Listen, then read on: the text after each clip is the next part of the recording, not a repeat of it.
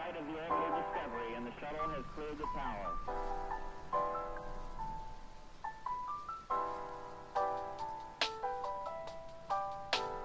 Discovery's core computers now have primary control of critical vehicle functions.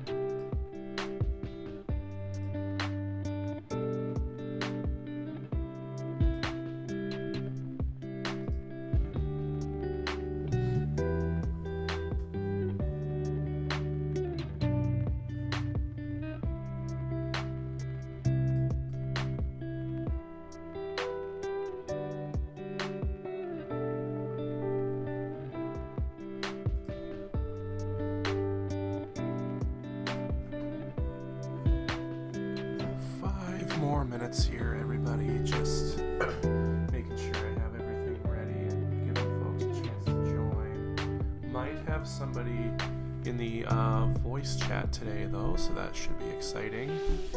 Just, yeah. So, yeah, 5 more minutes and then I'll get started for real.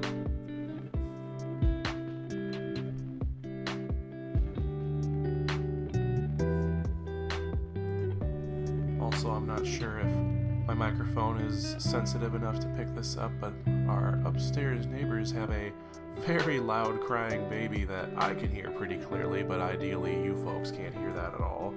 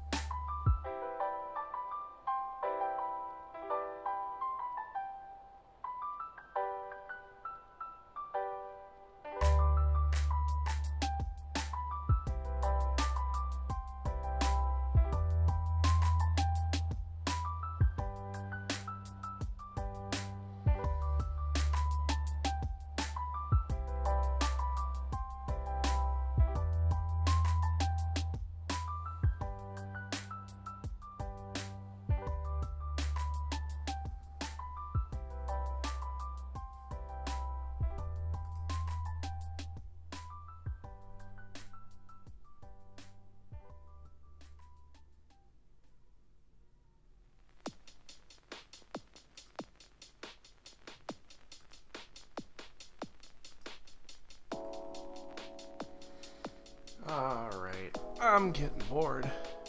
I'm gonna start maybe just a minute early here. Switch that over. Yeah, so as you can no doubt see by the thumbnail and obviously the title of the stream, I'm gonna be working on the 1/144th scale A-class heavy metal set. So, as you can also probably see by the thumbnail of the video, got the OG here built as well. I'm also seeing somebody's in my voice chat in my server, but I can't hear them for some reason. What's going on there? Oh, I just haven't said anything yet. Oh, okay. Wanted to make sure I wasn't having any technical issues there. Yeah, I got, is it Piinku? Is that how you pronounce it? Yeah, you can just go with Yink, that's fine. Yeah, well, another YouTuber here in my voice chat on Discord here, which is nice. But yeah, as I was saying, I already have one of these 4 kits built because, I mean, honestly, I kind of got the set for the OG here. Oh, I forgot. I changed my camera setup So now what's up for me is up for you guys as well, so I should try to remember that. But yeah, so I just have this kit here temporarily assembled with tape, but unlike my vintage Walker Gallia kit, this is holding together very sturdy with just a couple pieces of tape for the few things that do need it, which is including that beam sword or beam saber, whatever they call them in L-Gaim. Like, the hands that this thing comes with cannot hold that thing. Don't understand what that's all about. But yeah, so hopefully with the time I have today, I'll build the other three in this set here. So I'm going to get this off, move the manual over there, and I'm going to set this off to the side just to have more space in front of me here. Get my mic moved slightly. How you doing today, Yink? Oh, I'm doing fine. Good, good. Yeah, do you have? I know you have the high grade L-Gaim kit because I've watched your video on that. Do you have any other L-Gaim kits? Yeah, I got the 1.5 of the Atoll when that released alongside the L-Gaim. Yeah, so I have the OG from this set. I also have the original OG. I don't know. That's what they called it in the show, if I remember correctly. But oh, I'm holding it upside down again. This is a pretty cool kit, though. It's huge too. Looking forward to painting the gold on this one a slightly better color, like my Hyakushiki Revive kit as well.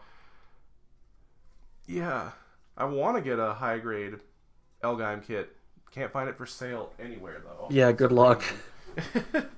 Hoping New Type will get it in stock here soon because I know USA Gundam Store had it for pre-order for like the new print of it that went out of stock. So I'm hoping maybe I can snag one.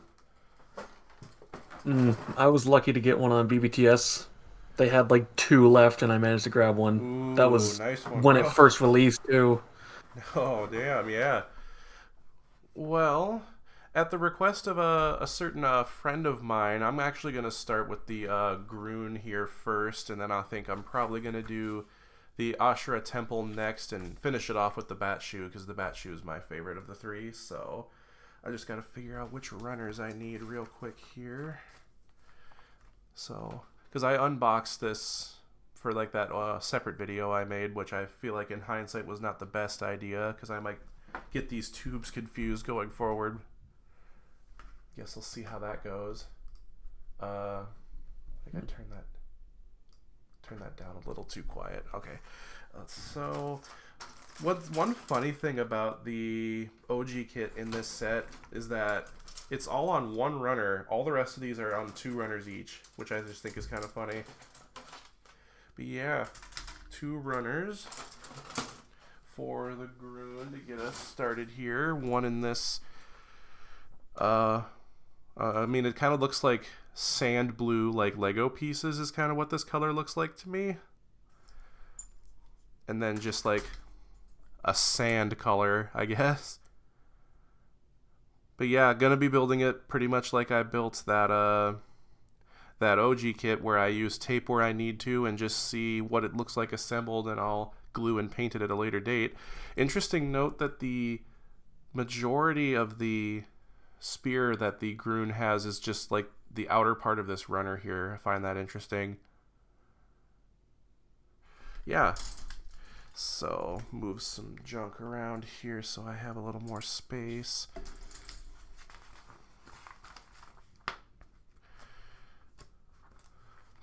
Yeah, I got one of the sets when they printed the Vifom 80s kits. Oh yeah, And I gotta forgot say, that was a thing that they did. the sculpting on the L-Gaim ones is a lot more modern looking. It is, yeah. It's actually, I was really stunned when I saw those parts because they have all the details molded in there. They're nice and crisp, and this mold of this is pretty good too. There's like barely any flash or any real like visible aging on the plastic. So there is a tiny bit of flash on some of the parts, but not all of them. So I think that's, I mean, pretty good considering these molds are almost 50 years old now. 40 years? No, Yeah, it's 40. 85, 84, 85. Yeah, pretty much. Yeah. Okay, so let's see. So they want. This is funny. I noticed this while I was looking through the instructions earlier. I'll try to hold this closer to the camera. Referring to its spear, beware of the tip. Beware of the tip. All right. I guess that's what it wants us to build first. So, just gonna start with that and see if that will hold together on its own. Although I don't expect it to. But that was something that surprised me when I was building the OG, was just how few pieces actually needed glue, because they specify in a bunch of steps, don't use glue here.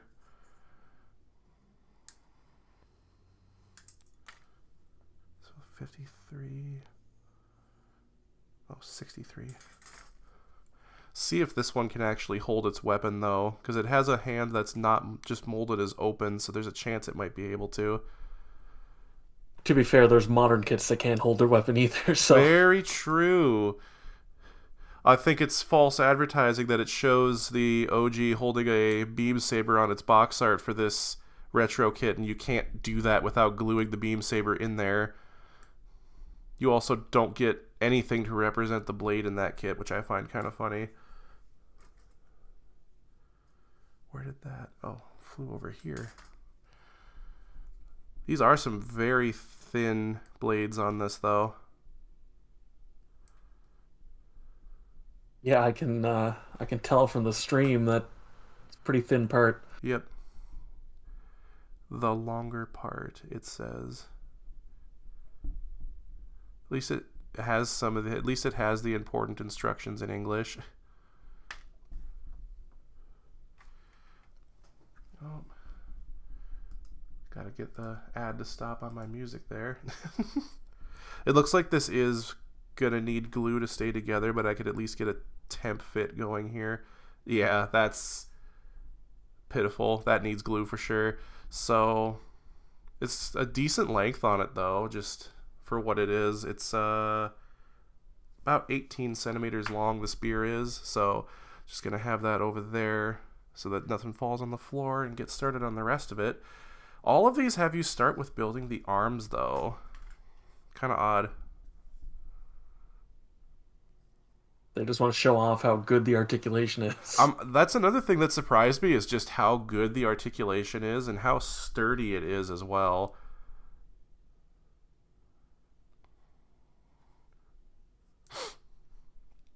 Although I can see why something like the old 1/100 Dragonar kit went for an action figure for its inner frame, just because that's probably the most reliable way to make it sturdy. 27. Yeah, I was talking about the Vifom kits earlier, and looking at the instructions on those, they're not push fit. Yeah, you need to glue those.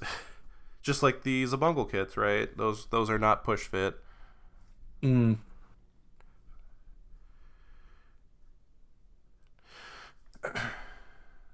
Oh, there it is.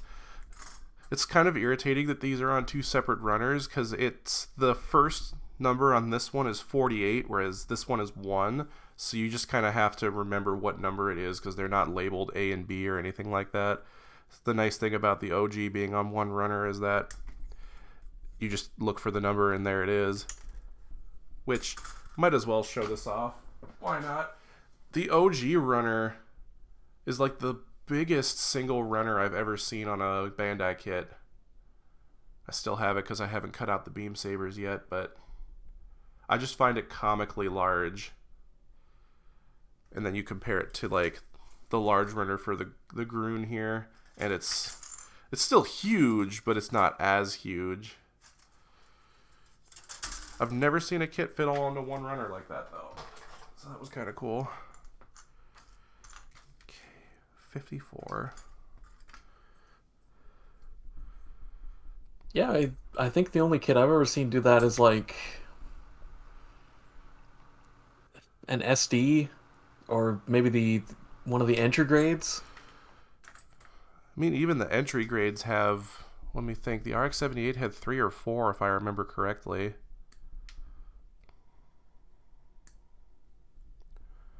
I believe two of those, at least, are one runner that's just snapped in half, though. Yeah, it's true. Because they wanted to put it into the smaller container. Yeah.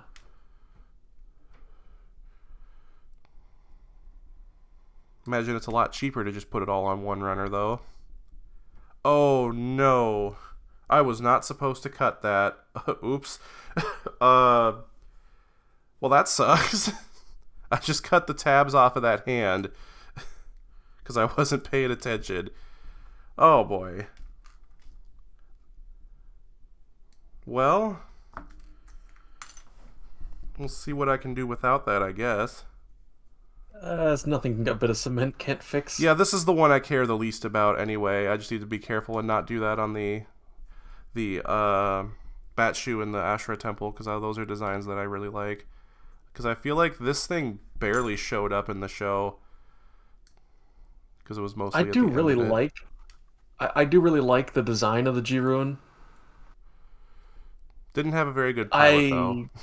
Yeah, I'd probably get like the Damashi for it rather than an old crusty model. Honestly, I'm kind of surprised they haven't done like a P Bandai one like they did with the Batshu. I was actually thinking the same thing earlier today. It's like they did the L-Gaim Mark II and the Batshu, and then they just kind of stopped. But hey, the Brockery is getting a high grade now. I have that one pre-ordered. Honestly, I'm really surprised they didn't do the Ashura Temple, because I mean that's Gable's final heavy metal. That's the one he ends the show with. Like, why did they only re-release the old '80s kit for that? Who knows? I guess maybe the Batshu is more recognizable because it's like the first like serious one that he pilots. I know it's super popular. I mean, the 5-Star Stories Batshu is one of the most popular. Oh boy, I cannot remember the name they use for the mechs in 5-Star Stories. There's the Batshu shows up in that show too. Yeah, because 5-Star Stories is just Nagano's own version of L-Gaim, basically. Really? I'm gonna have to watch that. Well, the OVA is like 5 chapters out of the manga. Oh, it's based on a manga. Okay. Yeah. And then when he got bored of 5-Star Stories, he started Gothic Maid, and that's basically impossible to see, so...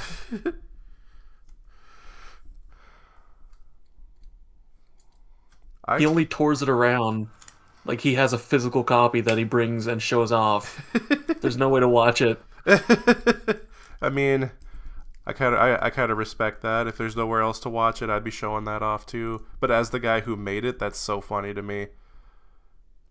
But yeah, so I had to put a big strip of tape on there because I accidentally cut the tabs off of the hand that allow it to hold in there. But otherwise, the only thing that would really need to be held in with tape is the piston in there. So let's get onto the rest of the arm and hopefully not cut off important stuff again. 33. That's fixable. It is. I'm honestly considering... I'm trying to see if there's any way to replace the hands with more modern ones. I thought maybe the hands that they have for the 30-minute sisters, like option sets, would be good for this, but I think they're still just slightly too small. I have a set of the hands because I was planning on getting some of the 30-minute sisters, and I still haven't gotten around to it, but yeah, no, the fingers are really dainty. Which they're kind of dainty on heavy metals anyway. It's something I find very interesting about their design is how the hands almost look like they're wearing like gloves. They are. That's what it is? It's canonically like fabric over the joints, yeah. Okay, that's cool, yeah. I mean, that kind of makes sense from like a technology standpoint. You just have something on the outside for it to manipulate things with without damaging them. I specifically remember there's one scene, I think Daba's punching and the glove gets torn off and you can see the joints. I just finished it not that long ago, but I don't remember that. And I just recognized I like committed that to memory because it was like, oh, they actually decided to animate the actual mechanics of the hand in that scene. That's cool. It's like when the bat shoe first shows up and they show the springs tightening up in its arm before it throws that punch. I just think that scene is so Mm, cool. I mean, Nagano in general, like the reason we have interframes is because of his work. Like Yeah, L-Gaim is what started it, you know. and I think that's kind of why I'm really like falling in love with the designs from that show, just from how important they are to real robots as like a medium, you know. And then It is funny that sorry. no, go ahead. I was gonna say it's funny that like he pretty much invented interframes, but then all of his actual mechanical design is too weird for companies to want to use. Ain't that the kicker? Because I've seen the inner frame for the R3 L-Gaim Mark II, and that one looks so insane, but like in a really fun way. So like yeah, I just remember I've heard like so many of his designs for Zeta and Double Zeta Gundam got rejected because the suits at Sunrise were like, this is too weird. I've seen some of his. I but like when I found out that he was the one doing all the mechanical design, I went on online to see what else he's like done and just like his own like personal artwork, and I can see, yeah, that would be kind of hard to sell for sure. Um, Interesting. I wonder what this is gonna do. Um, he designed the Hyakushiki, didn't he, Nagano? Yeah, Yeah. So like, and also a lot of the Titan suits. because I could see some design similarities between the Hyakushiki and just like the L-Gaim itself.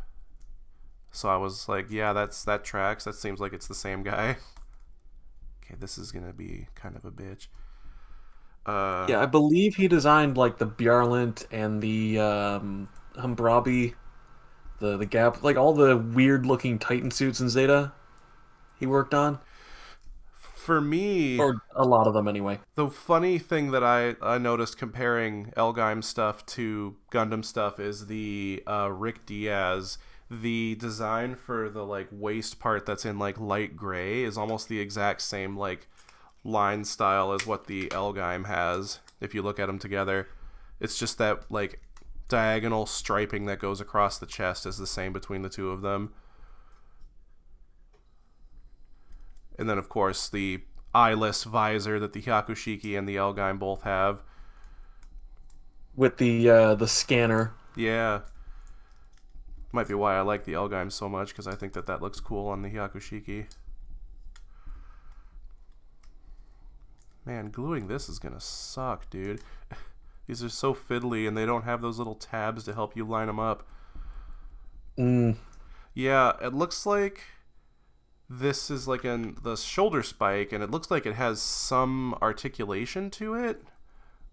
Because you have this part in here, which is one of those do not glue steps. So it's got this like piston in here that like articulates slightly. Hopefully that'll hold together better with the rest of the shoulder armor, mm. which is 36 and 37. I do like this plate style that the Grun or the G-Rune has, like old samurai armor. Oh, and then number 3. Teeny tiny Yeah, little part there. the 5-star stories bot shoe just straight up has samurai armor. Really now? Huh. All the 5-star stories mechs have like a knight aesthetic to them, but it varies Mm-hmm. depending. So you get like samurai, European knights, like all different around the world armors. Oh, that's It's cool. neat. There is actually an L-Gaim in 5-star stories, but I cannot remember what the name is. It's called something else, yeah. That's funny. Mm. I think the Batshu is the only one who keeps his name, actually. because it's just that awesome. Okay, now, so this is the bottom part. So you do not apply glue. That goes there. That goes there. Where does Yeah, this and go? the AUG, which I do not know how you're supposed to pronounce that off the top of my head. I always went with AUG because it's gold. So It's also the German word for eye. Somebody on Blue Sky pointed that out to me. hmm, Yeah. What in the hell? In Japanese, they pronounce it Oji, and I'm pretty sure that's how the kanji is spelling it too. So, either or, I guess. I'm not yeah. sure. OG it is. Oji. But and that became the Knight of Gold in Five Star Stories. Well, I mean, of course. What else would it be? Sorry. It is funny how the stories between L-Gaim and Five Star Stories are just like completely different, pretty much. Does it have a less bittersweet ending? I kind of thought that ending was a bit of a bummer for L-Gaim.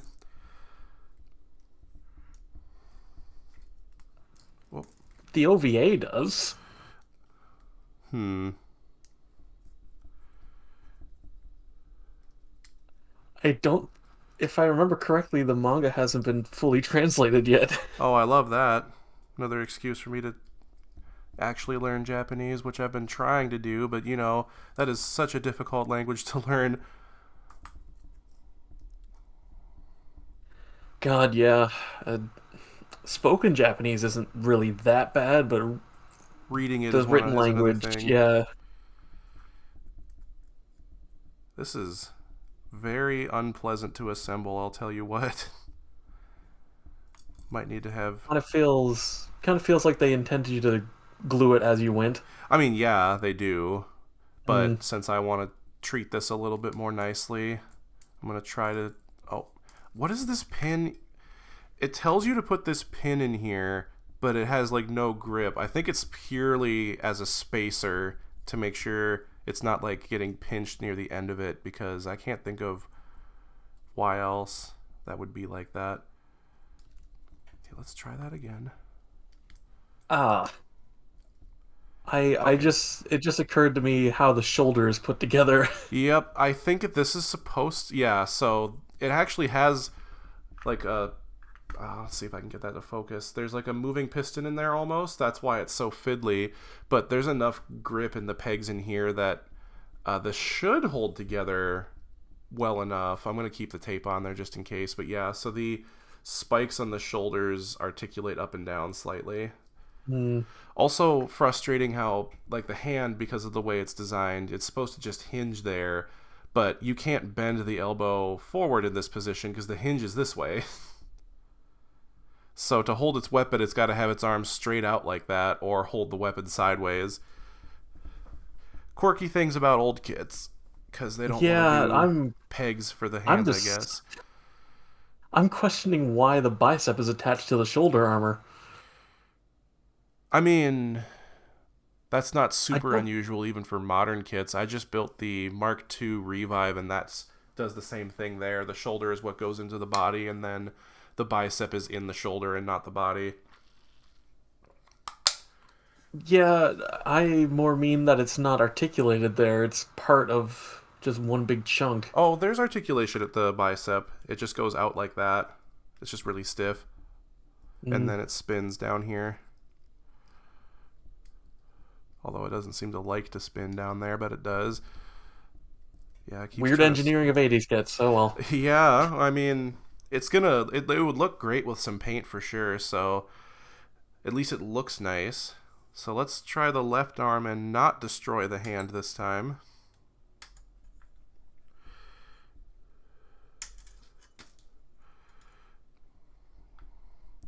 I'm curious to see if how well the bat shoe can hold its buster rifle in this kit, though, because I don't imagine it's going to hold it very well. To be fair, the high grade L-Gaim can barely hold its Buster rifle, so Which doesn't surprise me. Makes me wonder. I feel like I've heard that the R3 L-Gaim Mark II can actually hold it fairly well if you get it slung under the arm just right. But To be fair, I think they are. I imagine it's like balancing the Hyper Mega launcher with the Zeta 2.0. I think the R3 uses wires for the cables. With actual like copper in them, yeah. Yeah, I think, yeah, because the high grades do not do that. Oh, which is funny because I think the cables that come with these kits that aren't the ones that you put in the joints, like the ones for the Ashra Temple and for the Bat Shoe, do have copper in them. I don't know if the original 80s kits had copper in them or not, but Yeah, no, the cables that come with at least the L-Gaim were just like tubes, yeah, they were just rubber which is why tubes. it's such a pain. I can imagine. Oh, and I just dug that too deep. Whatever. I shouldn't even be this picky about nub removal. I'm going to have to sand the ever-living shit out of this when I actually go to cement it. Okay, let's try assembling it without breaking something this time. I assume the cables don't have wire just because they're so thin. Well, let's see. I don't remember which one of this is for, but I think yeah, they don't have a wire in them. You're right; they're too thin, and then these are hollow as well because they're for. I think that's the Bat Shoes cables there actually, and I think those red ones go in the Yeah, legs and whatnot. Which I'm gonna skip doing that for my build here, just because don't want to lock yep, them in there. that's like the L-Gaim. It's a pain to pose it because it doesn't like having any sort of weight to them. Yeah. Well, the high grade OG here, whoops, didn't come with any like cable pieces like that, even though it does have you probably can't see that. There's piping in the knees and they're like soft-ish plastic for that. Completely kills the double joint in the knee bend there. It makes the double joint in the knee useless. So you only get a 90-degree bend out of there because those tubes are in there, because they just don't have enough give to them. Yeah, the funny thing about that is the L-Gaim and the Atoll just fake that by putting the tube into the joint piece itself. Yeah. So I don't know why they tried to do it differently for the OG there. Also funny that this, like, the OG like high grade that we have there literally shows up in the last episode of the show, and that got a retail release and not the Bat Shoe. That's just so confusing to me. Now that kit They came did out in that. 2001 originally, so maybe they just had different standards of what got public release back then, but I just find that confusing.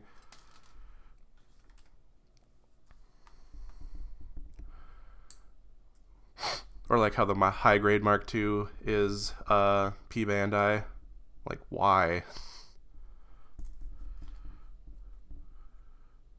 I mean, the reason they re-released the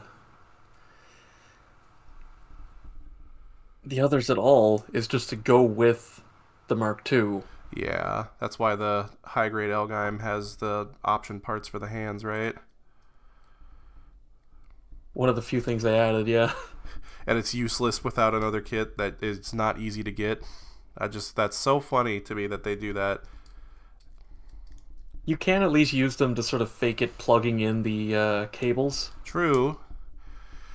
I'm sure you could find other uses for a hand like that too, but the fact that you can't open them does kind of limit your options. Okay, I'm going to go about this shoulder slightly differently this time and see if I reduce my headaches trying to get that all lined up just right. It's neat that it does this like thing with the shoulder at all, but yeah, it's not the most fun thing to assemble.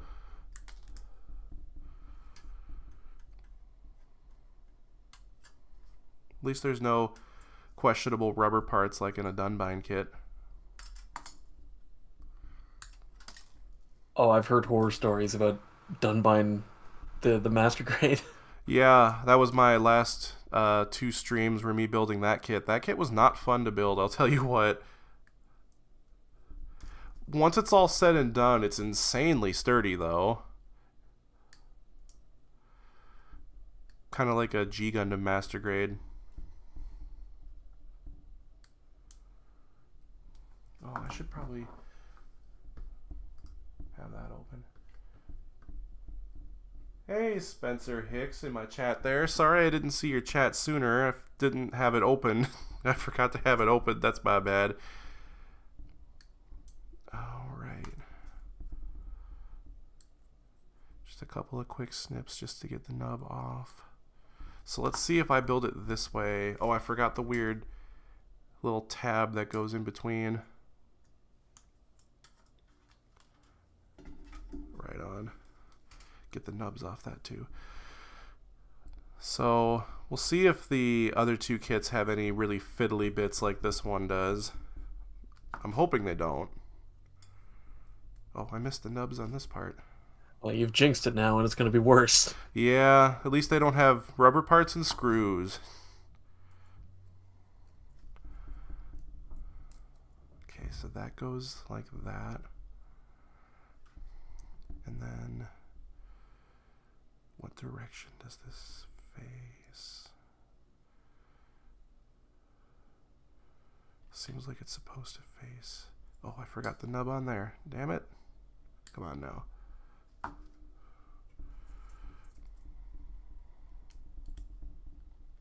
So like, just to quick demonstrate what it looks like on the inside of the shoulder there, that this piston is supposed to just move in tandem with the shoulder part to look like a functioning piston.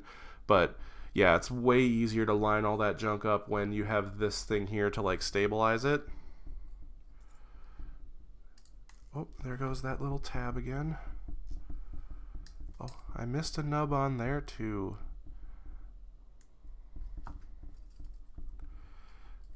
So I should just be able to pop that in there like that. Just clamp it all down.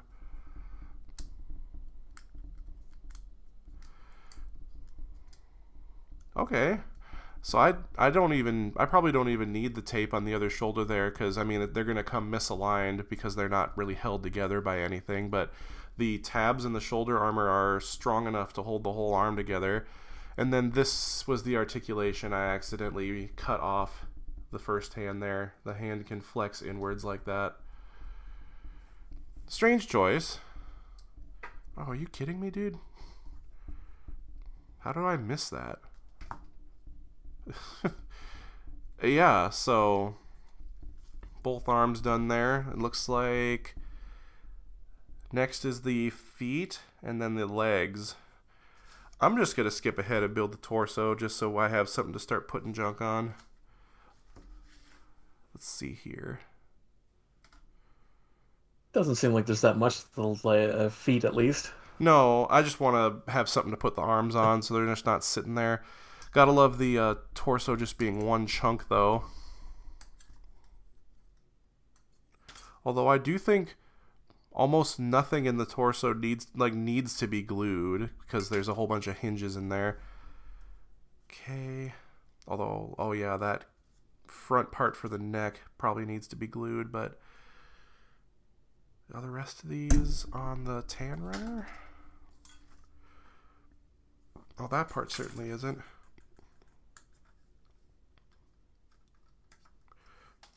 Kind of interesting. The OG did this too. The hip joint is angled slightly, and it actually rocks a little bit. It doesn't add much to the articulation, but it's nice that it has it at all. That reminds me of the first grade Zaku, which kind of does that. Huh. Is that, was that like just a remold of the original Zaku kit, or was that like its own thing but like stylized after that? No, it was effectively a Zaku built with this engineering with the sculpt of the perfect grade. Interesting. And it was all like in one color too, right? Yeah. How odd.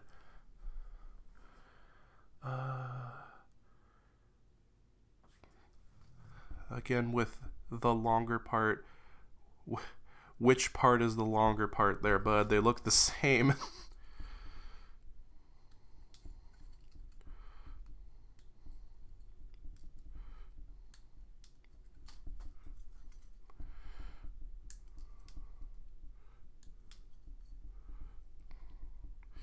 All right.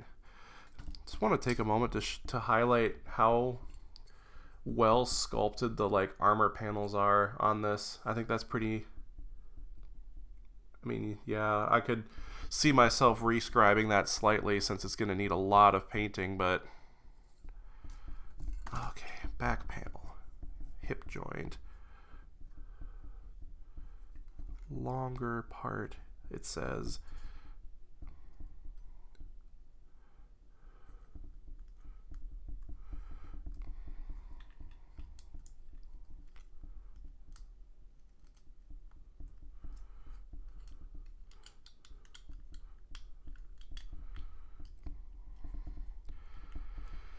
Okay, and then there's just a couple of parts that go on and around that. I need 18, which I think that's probably interesting. It has the ports for the like power cables molded into it, but they're not like all the way through, so you can't actually use power cables with this.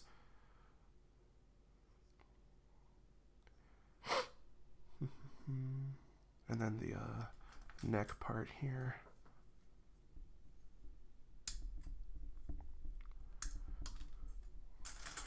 So I think, oh, this might actually be able to hold on without any adhesive.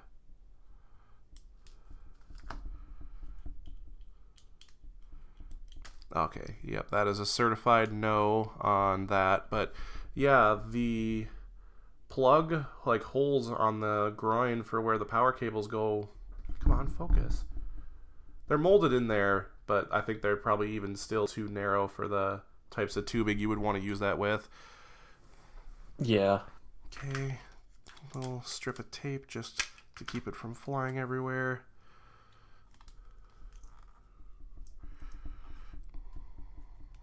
And then this part for the front of the neck is definitely going to need tape. Although I'll be very surprised if it isn't, or if it doesn't. Yeah, that's going to need something to hold that in. I think for now I'm just going to set that aside. It's just to keep the neck from having that visible hollow cavity in it, so I'll worry about that later. Let's see here. Pop you in. That'll further increase the stability of the arms, I'm sure. Ooh, that joint's coming loose. Looking pretty nice so far, though. That left arm does not want to stay in place, though. But yeah, the rocking hips should be interesting. I don't think it's really going to add that much to the kit's articulation overall. Set that right there. I might as well build the head. It's only 4 parts, and one of them is this one right here, which is for the tubing that comes out of the neck, which you absolutely need to glue that in, and it's so tiny I don't want to lose it.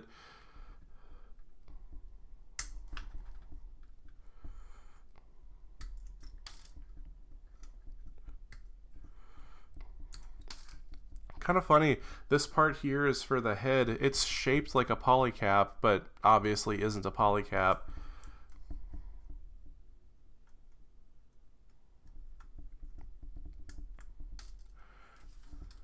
Okay. Yeah, I've seen that in a lot of Moderoids. The polycap shaped parts, but they aren't polycaps. Yeah. I got the Moderoid Zabungle pretty much because of the video you did on it. And I feel like one thing, I don't know if you mentioned in your video, that I really noticed about it was how incredibly stiff those joints are. That's like something that kind of surprised me about the kit.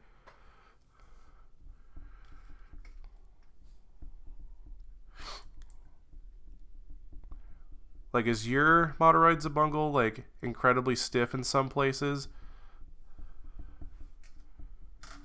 I think some of the joints do use like a polycap material. Mine must just be extra tight. Mm. I know the hips do. Mm-hmm. Why is this not fitting? I think the knees are plastic on plastic. It's been a while. I honestly can't remember what joints are where. Yeah.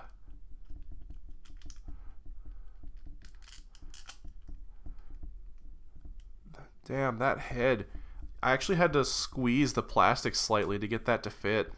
It's like the tolerances on that are really tight. I might have to add a couple of strips of tape to the shoulders here because they are not that sturdy. It is holding itself together decently though, so can't be too mad about that. Oh, Yeah, it I wants you to mean, put the head in sideways and then you do that. Oh, this thing actually has skirt articulation? It looks like it might. Huh. Well, I'm going to build the legs first and then I'll figure what that's all about. Anyways, yeah, feet are just two all one molded in one piece kind of deals. They actually do have a surprising amount of articulation in them because the OG's feet are engineered in the same way. So let me get these parts cut out and I can demonstrate.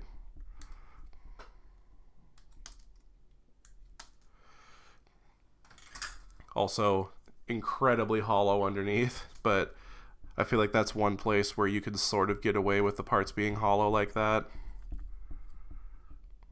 yeah, I mean the Atol's feet are pretty similar too in design. At least the high grade L-Gaim puts covers underneath the feet. It does, doesn't it? I'm not thinking of a different kit. Yeah, Yeah. yeah. The L-Gaim is basically perfect. It actually has our fully articulated feet. Yeah, which, I mean, bring this out again. The front toe bends all the way down, the back toes bend down slightly, and then you can extend the like tripods there. So I feel like it's more articulated than the Atoll, but not as articulated as the L-Gaim. Yeah, So you kind of get like a spectrum there. But here's something interesting. You actually have to slightly bend the plastic to get this part in there, which the OG did that too. So once it's in there, I don't imagine that's going to be very easy to remove, but I don't think that'll be that big a deal. So these circular parts here give you the back and forth, and then there's also an ankle pivot as part of that. Not a very steep one, but it does have an ankle pivot. So like, yeah, you got to force that in there. Once it's in there all the way, it's in there pretty tight. thinking about it, the L-Gaim kind of does something similar, but with a like polycap peg down into the foot. I really got to get myself one of those.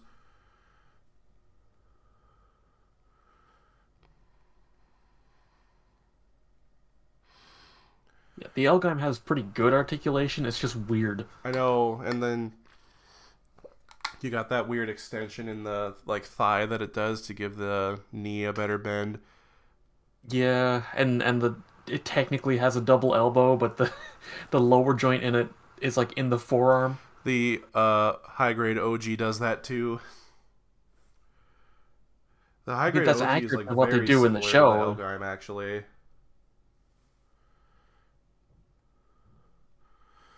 Yeah, cinematic parallels. I guess. Yeah, but like the OG also got newly molded pieces for the thighs and for the I think it actually is just the thighs and some of the hands is all that's new on this version of the OG. Oh, and it got white and red pieces for the cross on the left shoulder, so that's not stickers on this kit. So the hips are slightly better articulated and it's got better color separation, I guess is where it's really different. Nice that they did that in the first place, because I don't feel like L-Gaim is that popular, which is unfortunate. Mm. I mean, they pretty much completely redid the way that the legs on the Atoll work. Oh yeah, I mean, with the shape of them, I imagine the original kit was pretty chunky. They replaced the hip piece so that the hips actually can move, and they changed the knees because originally it was a separate like rubber cable Mm-hmm. for the back of the knee, but the shape was completely wrong on it, so they just made it a molded piece that you have to paint. Yeah, that's one way to do it. I think you need to paint the molded piping on the high grade OG as well, because I think those are supposed to be red on that kit. Yeah, most likely.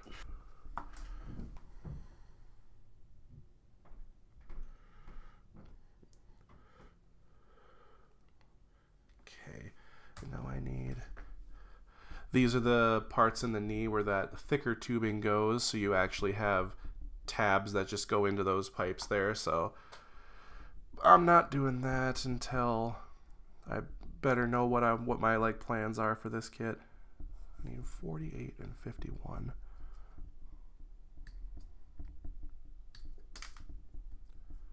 51.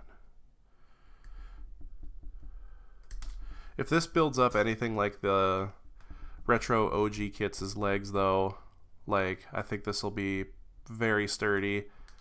Should have no problem standing up. I think it's funny looking back at what they actually had for model kits based on this show in the 80s, that they had a 1/100 kit of the L-Gaim and the L-Gaim Mark II, which makes sense to me. And then they also had a 1/100 kit of the OG, and that was the only other 1/100 kit they made.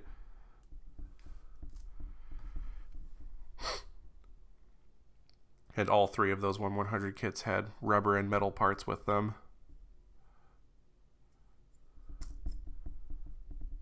Yeah, that was like one of the selling points. That's why they were called heavy metals. Exactly, because at or not the high grade, the old 1/144th kit for the L-Gaim had metal in it too, if I remember correctly. At least the Spirit Land Booster had metal parts in it for like the handlebars.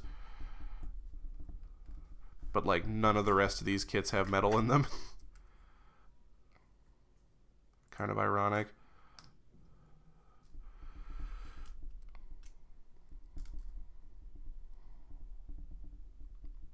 Just trying to make sure I have this in there correctly.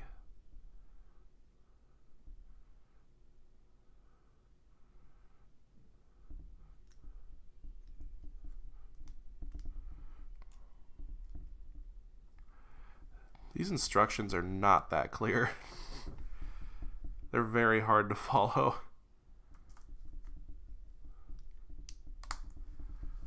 Oh my god, really? YouTube ads are such a buzzkill, bro. Get an ad blocker. I'm afraid of it blocking my access to YouTube, because that's what I used to have ad block, and then YouTube was like, oh, if you don't turn that off, you won't be able to watch YouTube anymore. No, it's fine. Just keep it up to date. Yeah, They can only whinge. They can't actually do anything. maybe I'll have to get it again. Huh. Wait. Oh. But yeah, funny how the knees on these retro kits are double jointed, and yet they still only manage a 90-degree bend. Let's see here. Okay, I need 61 and 62. The closest thing you're gonna get to an inner frame on this kit are these parts here. This big molded piston, because the Groon doesn't have the random slats like the OG and the L-Gaim do, so I guess it just shows its pistons off. Mm. I hope I could find somebody selling the old retro kit for the spiral flow, though, because I think that would be a fun thing to have next to my Zabungle Ho Buggy, or Ha Buggy, however you pronounce that. Yeah, the only problem is I don't think they're in the same scale. They're not. They're really not. I don't understand why they're not. That doesn't make any sense to me. It's probably because if they made a spiral flow in 148, it would be like a $2 kit. Very true, yeah, because the spiral flow is way smaller. It's like a Kamen Rider motorcycle, basically. Yeah, although I think the cool thing about that kit is that it actually does the like transformation into the cockpit mode or whatever you call Mm. that. So it actually has metal parts in it, of course. So 14. Honestly, I kind of just want to buy it because it has the Gahalesi figure in it. Yeah.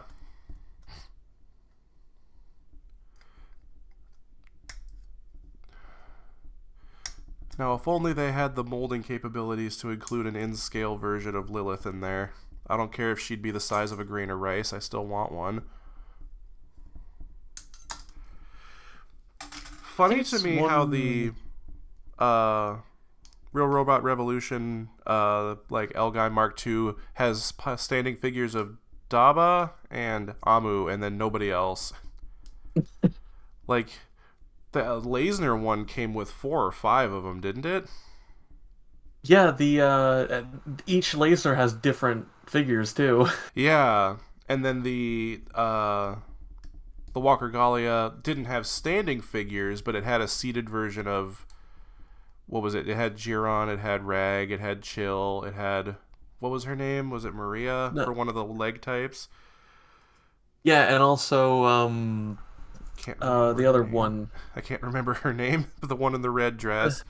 Yeah. Yeah, they weren't standing figures, but it did come with them. And then you have the L-Gaim only coming with one seated figure of Daba, one standing figure of Daba, and then Amu. It would have been cool if it came with the rest of them.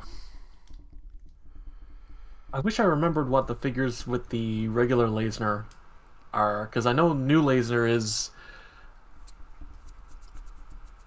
Oh boy, it's been a while since I watched Lasner. I'm bad with names anyway. Yeah, I need to watch that show at some point. It's good. The first half drags a little bit, but Oh, it's lovely. good. I'm thinking about all of it because I know, like, I got hooked on a bunch of these shows because Hobby Clubhouse here on YouTube did that video talking about Bandai kits from the 80s and the animes they were associated with for Mm. real robots, and he mentioned Lasner because it was one of those 80s Sunrise animes, and he said you should watch it. It's like Fist of the North Star but with giant robots. And I'm like, damn, okay. The second half is Yeah, kinda. First half is not. really funny. Okay, let's see. Are you gonna hold together? Come on, come on. It is very funny that the new Lasner basically is one episode. Oh, that's rough. Eh, Yeah, from what I remember, they lost the sponsor, so Oh, they had to cut the short episode short, oh no. or cut the episode count short. Damn, that sucks. They mm, the final episode is really bad because of that, but thankfully they got to make an OVA, Well, that's good. and the OVA is basically the first 2 episodes are recapping the show, and then the third episode of the OVA is just a like hour long extended version of the final episode to fix it. Well, at least they fixed it, right? At least you get a little bit more screen time for new Lasner because it only shows up in the finale. Oofta. Anyways, if with I put a single strip of tape there on the thigh because the only other thing that really holds this whole leg together is that ankle joint, which they don't expect you to glue, but like I have that in there Mm. just to make sure everything stays aligned, but just slightly less than a 90-degree bend there, which I think that's still pretty good considering the age, and it would look a little better if I put the tubing in there. It's kind of hollow without it. Gonna pop this on the body real quick just to get a sense of how tall this is gonna be. This is both shorter and taller than I was expecting it to be in a funny way. If I quickly grab the OG again, they're both about the Yeah, same it's height. heavy metals are generally pretty lanky. That's just the Nagano's art style, though, because I feel like Yeah, everything he draws looks like that. I just mean if you put them next to any other 144th kit, they're like 2 heads taller. Yeah, and I think I like that they're bigger, gives them more of a presence. Because I know that It is mostly leg. It's like for Katoki does the same thing where it's like all leg. all leg. Whoever designed the real grade version of the TV wing did the same thing with that kit. That kit is actually not actually in scale because its legs are too long. Probably Katoki. He does a lot of suit design for Wouldn't models. wouldn't So. be surprised. I think it's fascinating that Katoki actually did some redesigns for early high grades in the HDUC line. Like the HDUC gun cannon is his redesign of it.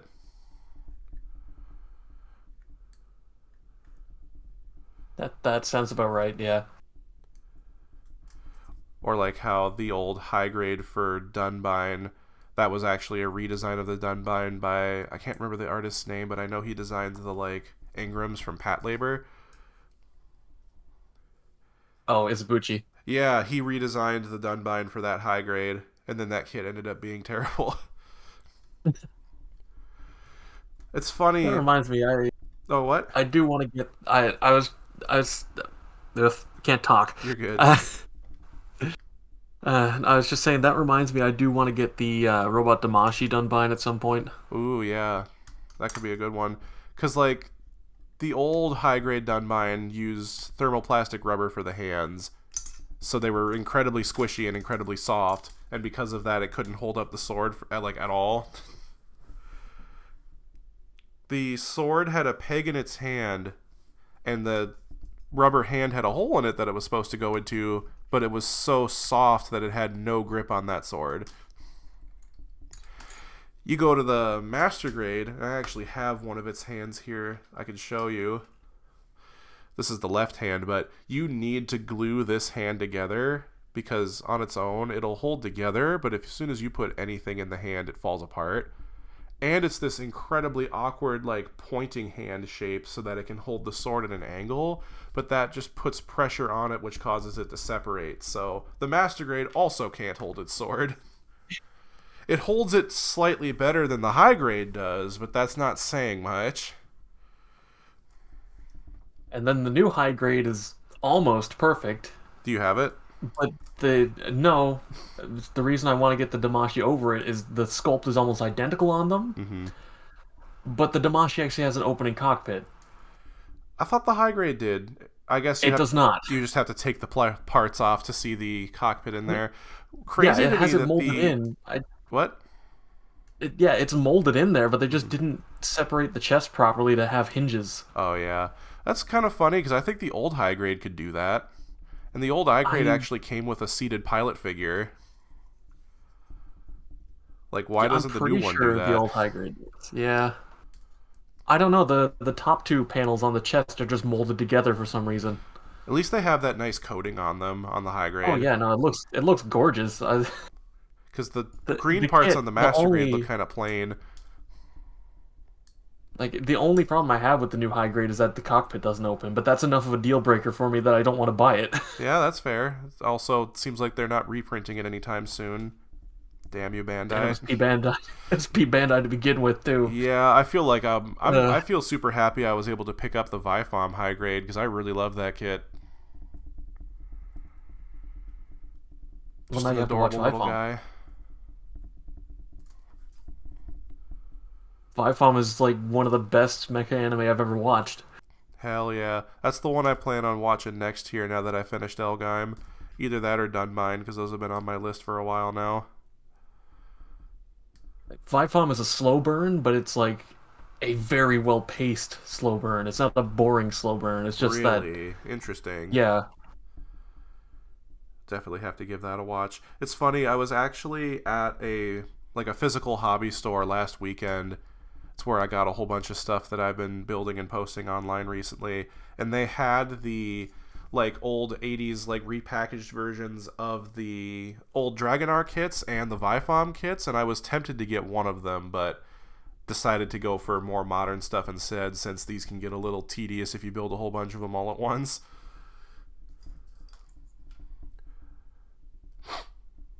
But hey, they had the old Hobuggy kit, so that's cool. Yeah, the thing is, that kit is from 2005. But I'm pretty sure it's based on a mold from the 80s because I've seen those old like I think it catalogs that they is. had, and it shows up in there. So It's funny to me that that kit is apparently from 2005, but it has some of the worst mold degradation I've ever seen. probably because it's using the original molds from the 80s, and they're just not being like upfront about that, which wouldn't surprise me.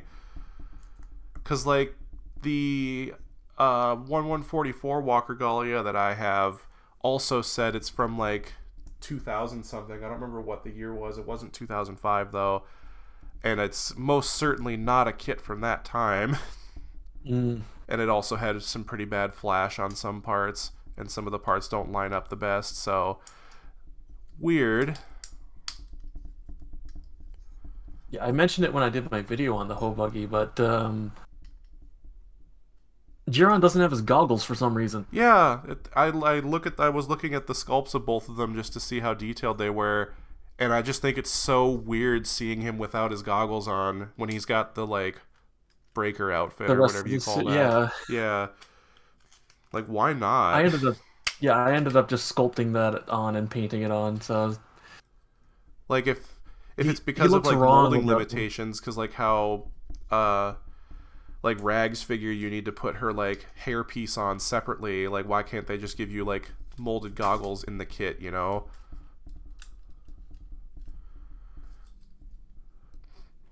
How did you make the goggles for him in that kit, by the way? I took a little daub of super glue gel and just dotted it where like the goggles and the earmuffs are.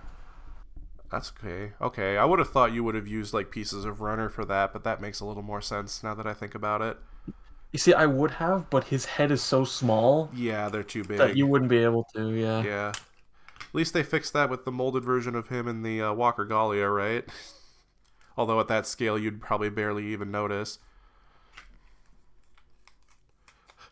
I was You would showing. barely notice, but I did paint that. Yeah, I mean, there you go.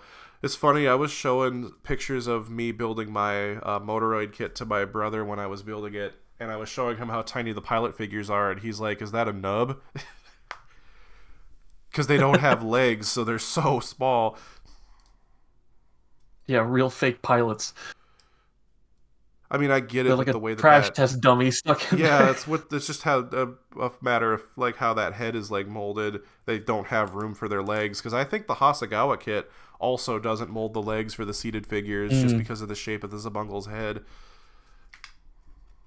Yeah, no, I understand why. Looking at like the size of the head, you would not be able to do that at that scale, but Makes me it's still wonder funny. if it would work physically in the first place at like its full size because it's this like how do you have leg room in there?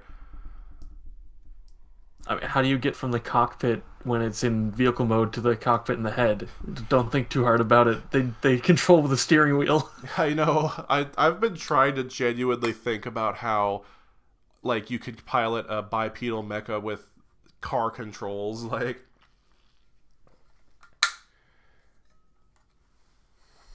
I feel like there's maybe a way you could make that work, but I think that would be very difficult to learn how to like drive, you know? Yeah. If I had a nickel for every time a show piloted a mech with a steering wheel, I'd have 2 nickels. Which is not a lot, but it's weird that it happened twice. What other show are you thinking of where they piloted with a steering wheel? Megas XLR. Oh yeah, because they're like supposed to be like It's trucks just a in that show, car, yeah. right? Yeah. No, no, Megas XLR, the head is replaced with a car. Oh, I've never actually seen that show, so that's probably why I got that wrong. I just know what it is, you know. I can't help but feel like they were inspired by Zamungal, honestly. That would be interesting. I mean, I know that Rag was the inspiration for Bulma. Did you know that? I didn't, but it makes complete sense. If you see her like biker outfit that Toriyama drew for the original Dragon Ball, like aside from the color scheme, it's literally the same character. And he referenced Sabungle in his Dr. Slump manga at least once. It was like a show that RLA liked to watch.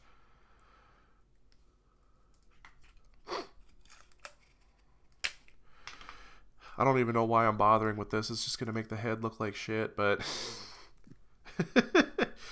It's Might as well. I mean I want it to have the bull horns, but Jesus. Yeah, they're on there. They're crooked as hell, but they're on there. It adds quite a bit of height to this though. I've got a couple more things I gotta cut out here though. It looks like the backpack. It actually does come with one of those like in atmosphere like flight things for the backpack, which is interesting. Or like the space one or whatever it is, because I know that the bat shoe kit that's in this set also comes with that like backpack, because the painting guide tells you that you have to paint it yellow and whatnot. Makes me wonder if it's compatible with the high grade kit in any way. Probably not. I mean, the Zabungo comes with its jump pack too, so nuts. Oh wow, It's like L-Gaim yeah, I was like brain. I was wondering what you were talking about there. I mean, for the first time they take the L-Gaim into space, it uses one of those generic ones. So I was wondering if you could put it on there. It's one of my favorite tropes in mecha anime is, oh, we got to get the jetpack. Now we got the jetpack. Oh, well, it fell off there, but this 80s kit actually has skirt articulation. Like back skirt articulation. The modern, like, high-grade Revive RX-78 doesn't even do that. There's actually a hinge for the back skirt on this one. I'm gonna have to tape it down, though. To be fair, it's probably a bit easier when it's just a panel. A single panel? Well, I mean, yeah, I guess so, because the high-grade L-Gaim has articulation for the back skirt, doesn't it? Yeah, the Atoll does too. Yeah. I was gonna say the high-grade OG doesn't, but the OG doesn't have a back skirt, so...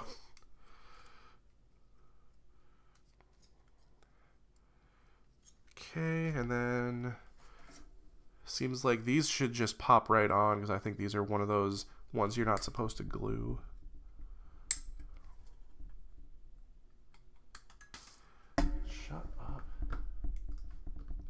YouTube's making me want McDonald's now. Damn it.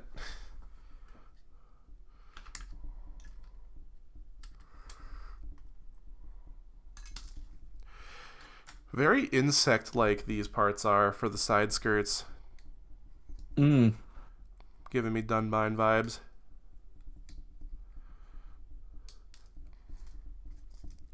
I could be wrong, but thinking back to how the old HG Dunbine had rubber hands, I think that was the only kit in that like high grade series that had rubber hands. Because Zaku Aurelius looked at a different kit from that line and it had solid plastic hands. Yeah, they probably realized their mistake immediately. Yeah. They were they were having too much fun with trying new stuff and it didn't work out.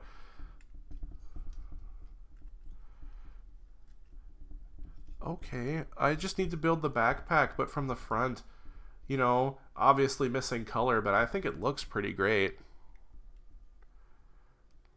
I wish my camera could pick it up a little better. And I'm gonna, once I finish building this backpack, I'll find another 1/144th scale kit to set next to it, just so we can see how much bigger it is. But I'm honestly wondering if it's even worth it for this backpack here, because this is just one of those no pegs. It's just fit this in here like a puzzle piece and then glue the seam around it. At least it keeps it from having a hollow space.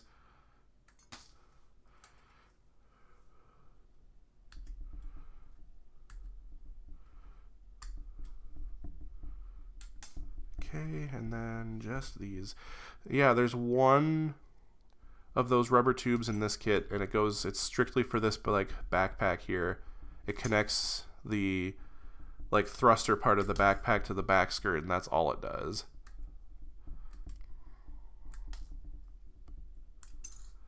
Okay, and aside from the part of the runner that has the neck tubing, I have everything cut off this runner, so I'm just gonna quick take this part of the runner off as its own thing so I don't lose that. That's going in the trash. Okay, set that aside.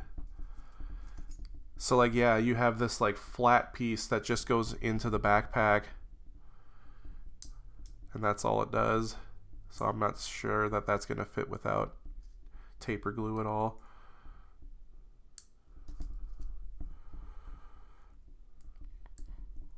Well, I mean, the rest of it went together mostly without anything. Yeah, which again, I'm really surprised by that. And just how sturdy it is, even though I am holding parts of it together with tape. Because, like, I mean, I've had my 1144 Gallia just on display on my shelf since I first built it with that tape on it. And I think the tape's just getting old and weak. That thing, I cannot pick it up anymore. It just disintegrates. I gotta put in the work on that. I got one of those option part sets that Bandai sold for Build Fighters. That's all a bunch of like joints and such that I'm hoping to use to give it slightly better articulation.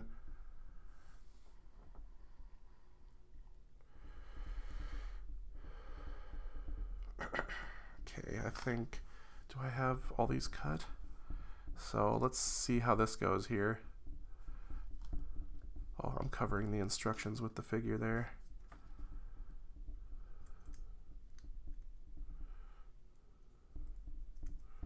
Oh, that's in there backwards.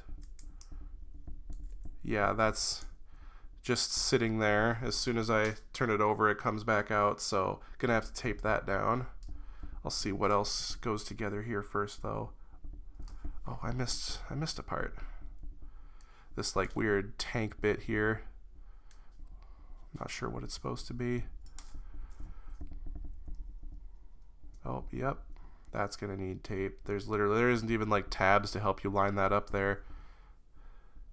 Or yeah, no, there's no tabs to help you line that up. Like at least the shoulders and like the arms and such had that. This doesn't even have that.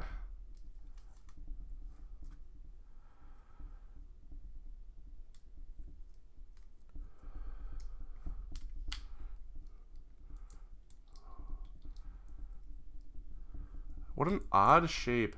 It's like a weird like egg shape. Mm.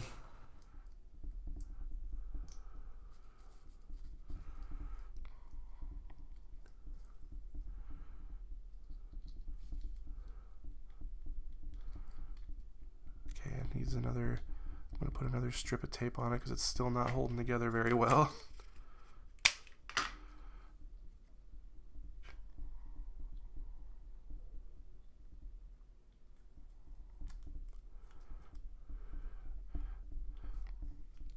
Okay, and then this is supposed to tab in like that. And then we just need to put a strip of tape in here to hold this in place, and then that should be it for this kit. So yeah, backpack for like, I guess, space flight, and it actually has two pegs, sort of like modern high grades do, but they're not spaced out the same distance. So, oh, and that has no grip in that tab at all, so that's gonna have to get taped down too. I'm gonna make him plank there for just a second. Quick and dirty here. This is the back of the kit. Not that big a deal. Hey, there we go. Yeah. So one thing I want to test quick is, can this thing actually hold the spear? Well, I'll be damned. It actually sort of can. Not very well, but it actually can. Purely because they put that tab in the spear there. Otherwise, that would not be able to hold that up. But yeah, I'm just going to take that out of the hand for now since it's just going to drop it. So I'm going to set that down like that. Put down my high grade Zabungle there for a bit of a size comparison. He's a pretty tall boy there for sure. And the horns are making him look even taller. So I imagine the other two kits are probably going to be basically the same height as this one. I never noticed watching the show itself that this thing doesn't really have a face. And that's just like weirding me out on this kit that it like doesn't have a face. I guess it would look more like it had a face if I painted it, but Yeah, it pretty much just has like an eye slit. kind of like the Ashra Temple does actually, but I feel Mm. like the eye on that one is a little more obvious.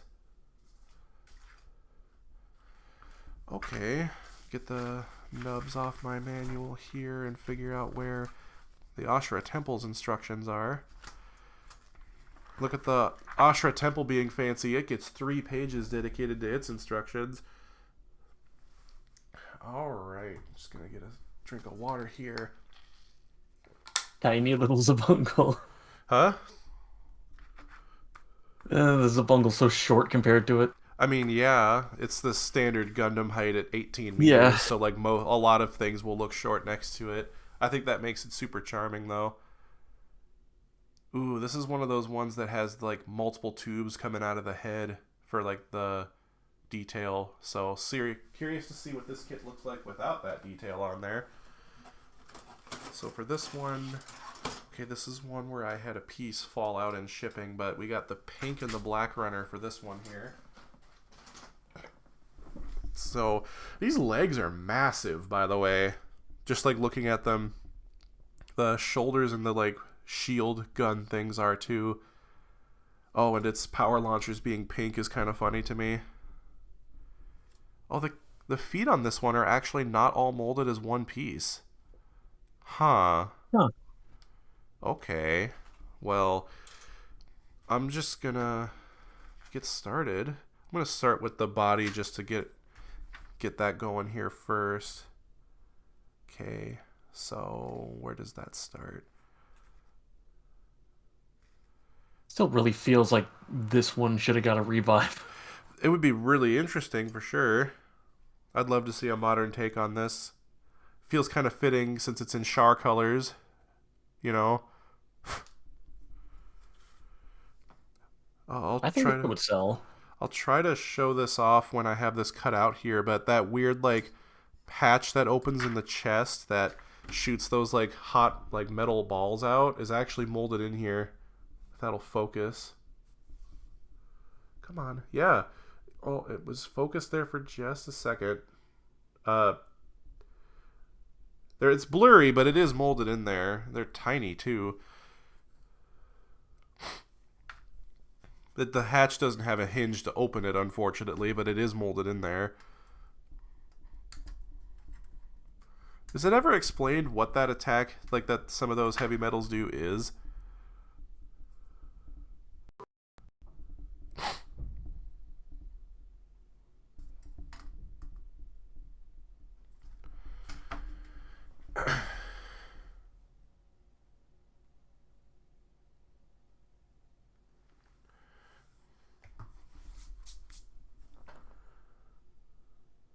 Oh, wait a minute. Huh. Oh, I see. So it doesn't hinge open. You have the option of it being closed or it being open. And it has like little black like pipe details. Okay. I'm just gonna go for the closed option. I mean, nice to include it at all, Yeah. I guess. So that you could display it doing that attack if you want to. Because, I mean, it doesn't say to glue... Oh, wait, no, it doesn't say not to glue it, so you definitely need to glue that, but... this kit has a part numbered 105. Jesus. Where's part 105? That's why this gets a full 3 pages. I guess. It's got a lot of tiny parts. At least the shield cannon things are actually like they're almost entirely color accurate without needing to paint them, so that's something. Yeah, the first parts on this second runner here are 57.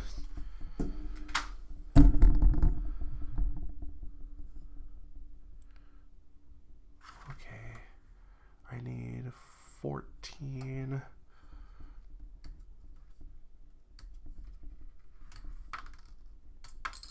Okay. Oh, interesting. The hip joint is not just a single T-shaped piece of plastic on this. It's two separate pieces. Pieces number 61 and 62. Here they are.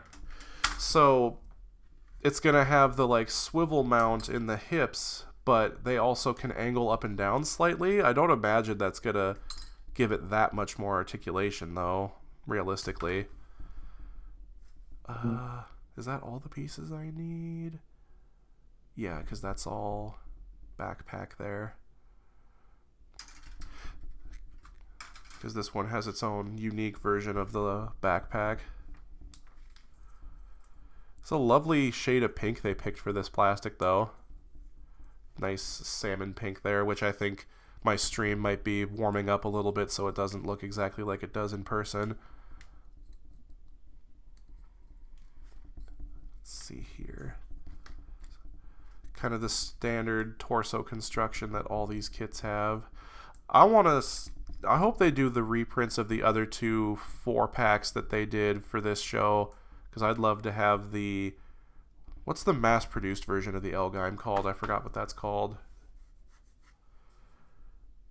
Is it like the D-Surd or something like that? Yeah, Yeah. D-Surd. Because they have the one that's got the D-Surd, the red D-Surd, the Spirit Land Booster, and that one really goofy-looking, like mono-eye looking, like heavy metal that shows up early on in the show. And then they have the other one with... It's like the red one that Leshy has at the end of the show. And then I'm gonna look that up real quick because now it's driving me crazy that I can't remember what it came with. Oh yeah, I'm looking. Yeah, the white D-Surd and the red one. The Spirit Land Booster. The other one I was thinking of comes with the Works. Yeah. Be cool to have both of them though. Honestly, I completely forgot these sets came out. I think they're premium Bandai only. Like the re-releases of the old Zabungle kits that Bandai did when the first high-grade Zabungle came out. I would like to get that novel D-Surd, but oh well. So like this is the hip joint, so it actually they angle up and down in the middle here, which is odd. Because that's something that's more useful if you could put this on an action base, which not without modification. You can't do that on this one. I mean, you could use the clip, I guess. Claw, Yeah, I guess, yeah. The claw. Is that everything? Yeah, that's everything. So clamp that shut. I do like that the shoulder joints in these kits actually have a butterfly joint, though. They go back and forth. That doesn't make them super sturdy, but it's cool that they can do it at all. There's even detail molded on the underside of this panel here that covers the chest weapon. I mean, I guess if they want you to display it open, that makes sense, but... This is not gonna... They expect you to either glue it open or glue it closed. You don't have a choice. Yeah. Oof, dude. Yeah. That's rough, buddy. And the funny thing is, they consider the closed version to be the option, like the second option, because the instructions show it being built with that panel just being open. I think I'm just going to leave it off for now. Alright, might as well build the head. It's only, 4 parts? They all have basically the same construction, so... Reminds me that... Oh, what show was it? What was this show? Shoot, I can't remember the name of it. It was one of those Sunrise 80s mecha shows, had a line of kits that all looked very similar because you were supposed to be able to swap parts between them and mix and match them. That doesn't really narrow it down. I know. That was a unique selling feature of it in the 80s, though, was that you could do that. Although that does remind me that the old Lasner kits were actually snap fit. They didn't need glue. At least the like smaller scale ones, if I remember correctly. Hmm. I want to track one of those down because what would normally be the 1/144th scale kit is actually 1/100 for that line. So I think that would be fun to have next to my master grades. Yeah, I mean, I want to track down the old galleon for the same reason. Yeah. What company made that? Do you remember? Galleon was also Sunrise, So was it a Bandai kit? I think. Interesting.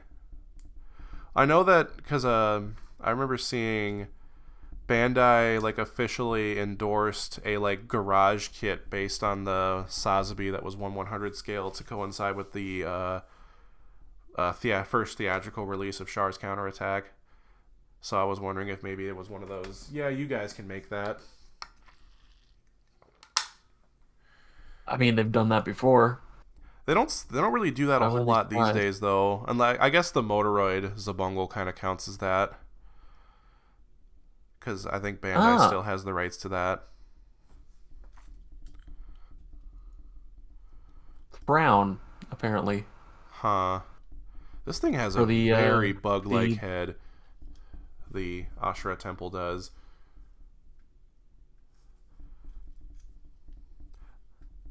Yeah, apparently the old Galleon stuff is by Crown, which I don't think that company exists anymore. Yeah, that's rough.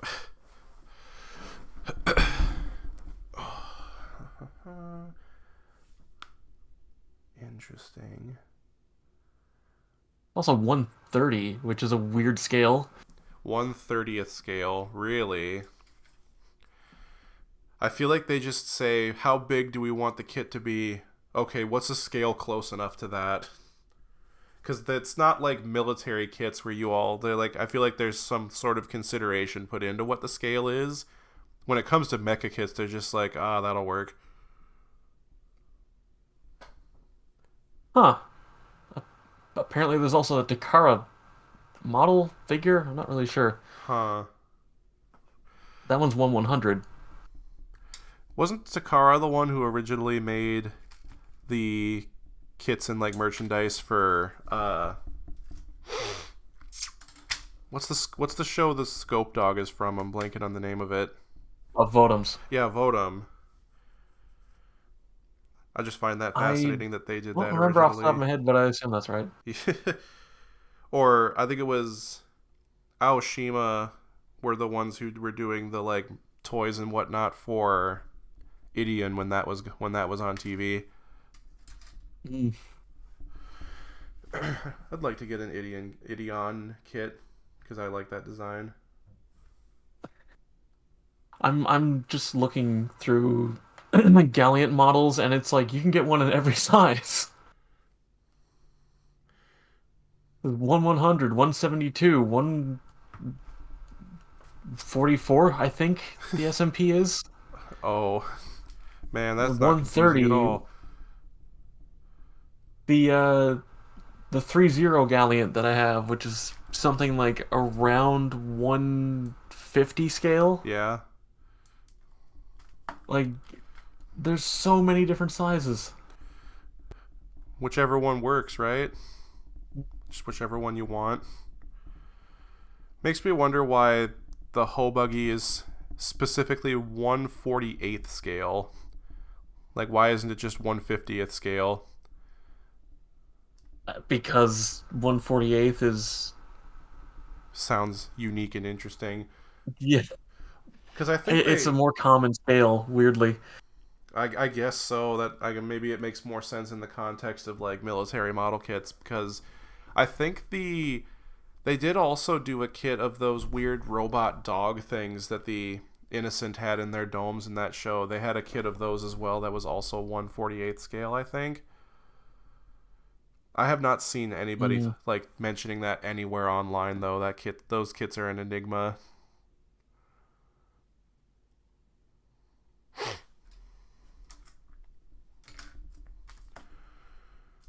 Okay, 20 and 19.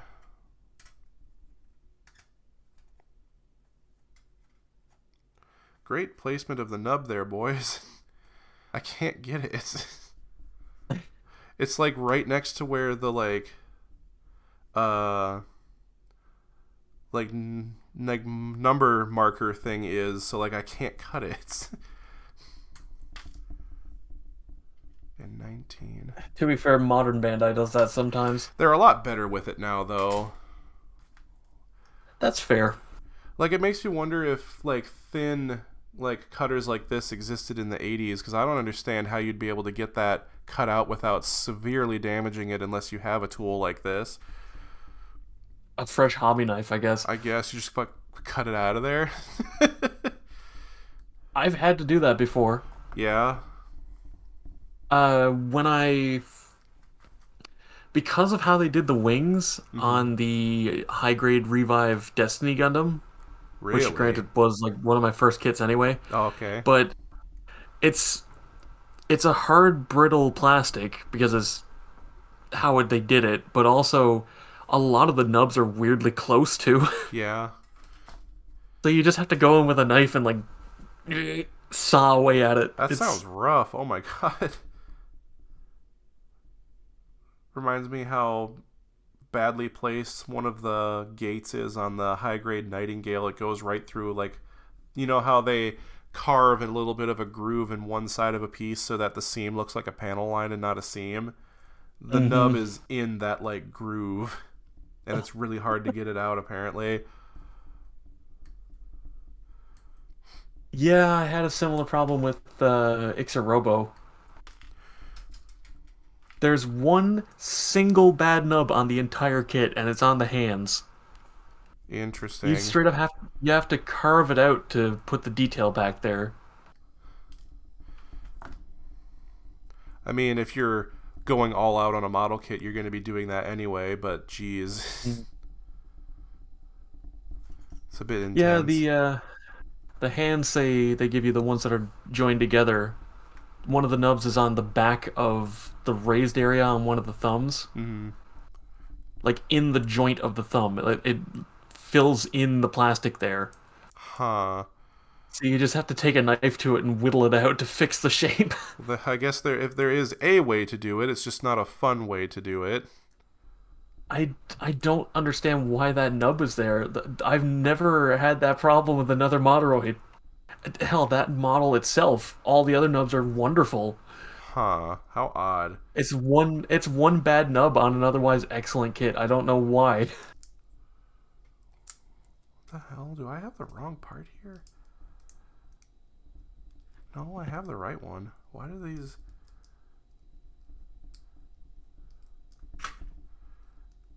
Yeah. Oh. I'm just really I'm still struggling to scrolling figure this through. out because these instructions are not very clear. I'm still scrolling through Google to look at like Galliant models, and my review came up for the Wave one. Oh, hell yeah, bro. That's how you know you made it. Yeah, like 3/4 of the way down the page. I mean, if you're a nerd about things that nobody else gives a damn about, like we are with these retro bottle kits, it's really special when somebody stumbles upon your video because they also want to know more about it.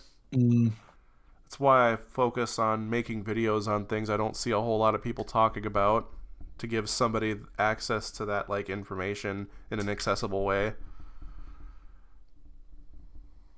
That's why my next video is going to be on the Master Grade Dunbine, because I think there's only one video on YouTube of that kit in English. So Oh my god, they still have like full stock of this. I was just reminded of the old 1/100 scale giant Gorg. They call it a model, but it's pre-assembled. oh, okay. BBT, yeah, Big Bad Toy Store has it on 70% clearance, and they still have full stock of it. Oh boy, that's like Nobody an old like wants retro it. thing. It comes in styrofoam. Damn, dude, nobody wants that. Nobody wants it, and now the Moderoid's coming out. Nobody's ever gonna buy it. I kind of want to buy one just because. I'd say do it, bro. That'd be so funny. Also, I just remembered that this was reused for an alarm clock, and if you open up the chest panels, it has the cutout for the LCD. Oh, that's not cheap and lazy at all. Oh, it's so cheap. You can see the seams in the promotional pictures. Man, they really didn't care, huh? It's not very. I mean, it's something from the '80s, and it's cheap from the '80s, but it's That is very a funny to bad look at. combination, I agree. To be fair, the sculpt is actually not that bad. It's just the actual engineering is kind of not very good. Yeah. Well, you're making me think of, I don't know if you watch Dank Pods on YouTube at all, because he does like tech stuff, but it was an 80s Radio Shack kids toy that was like a portable pair of electronic drumsticks. The box said simulates full drum kit, and then he opens it and it makes one noise. So yeah, 80s and lazy, horrible combination. Oh, let me look at that. Yeah, Damn, they can't sell those, huh? they can't sell them. They're not selling. Boy, I sure do wonder why. Okay. Like I said, I do kind of want to get one just because it's so crusty, but Yeah, man. Damn, what the hell? How the hell are you supposed to put that in there without glue? The hands have that weird, like, mid joint in them, or the arms, I should say, like the newer high grades do. But because of that, they are way less sturdy than the other two kits I just built here. So I'm going to put another strip of tape on here, and then I'll move on. kind of over-engineering for the era. I guess, yeah. And you're supposed to be able to put on and take off the buster launchers that this comes with into that little hole right there. I'll see how well that works when I have that cut out, but I just do not believe them on that. Yeah. I was thinking the chest panel, depending on how that attaches, you might just be able to use like a bit of blue tack to hold it in. I don't have blue tack, but otherwise I would. Because it literally just sits there. Like, there's no tabs holding that in. It just sits there. So I'm just leaving it off just so that it's easier. I think ultimately I'll just leave that glued down when I end up painting this. Oh, the I'm arms just have wondering how you tubes in could. them. That's why those are there. I was wondering what these pegs that are in the way of the elbow joint are. There's tubes in the arms, so that makes sense. Mm-hmm. So yeah, with unless you rotate it, you have a like 30 degree bend in the elbow and then a 30-degree bend in a different direction for the wrist. I don't know why that's funny to me, but that's funny to me. And this is the only kit in this set that comes with options for the hands too. You have the resting hands and then fists that have pegs in them to hold the shield guns.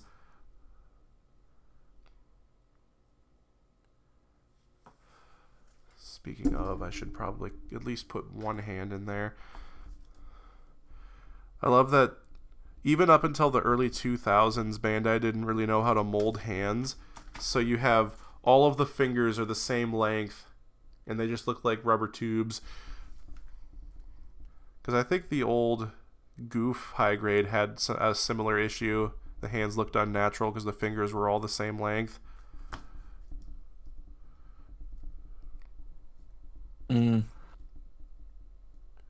Really now?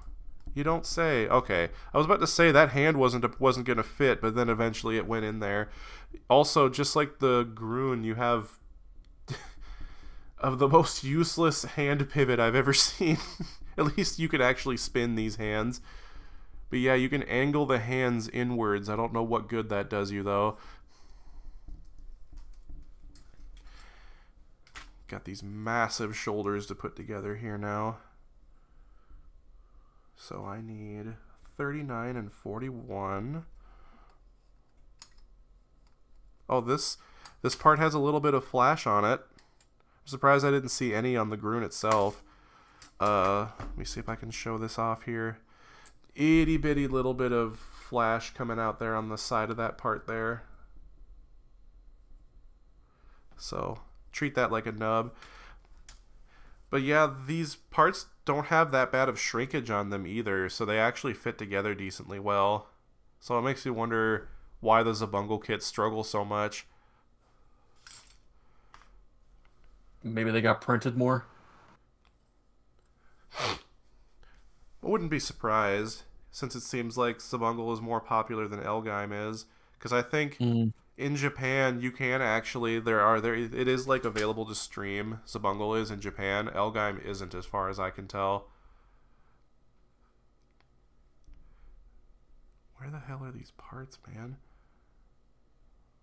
Okay, so they have to be on this runner. 51 and 52. Well, this is a neat thing that I don't really see Bandai kits doing anymore. If the part is large enough, they actually mold the part number on the inside of the part. I don't know if you can see that there on these thigh armors here, but their part number is molded on the inside of them there. But it's also on the runner, so it's kind of odd to me. That reminds me of the high grade Xeon. The whole skirt of that is just its own runner. Yeah, the Master Grade does that too. Yeah. And it's even more ridiculous there. Just has the runner information on the skirt underneath the parts. That you put and they're over both runner E too. The high grade and the Master Grade has the skirt as runner E. Huh. The high grade came out first, so maybe that's why. But I can't think of any kit that has a single molded piece of plastic bigger than the Xeon skirt armor.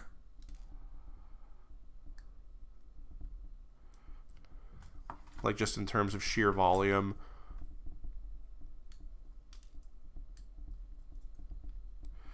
I hope that they do a reprint of the Perfect Xeon. I want to get one of those.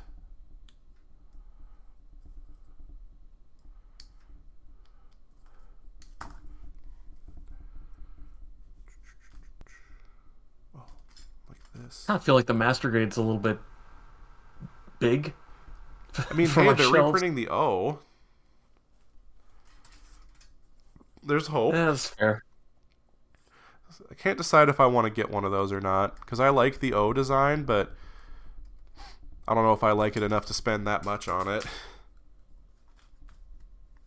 The high grade's fine. I might just get the high grade and leave it at that, because that one actually gives you like all 4 beam sabers and like effect parts for them, so you can have it quadruple wielding if you want to, right? That is a thing that it does.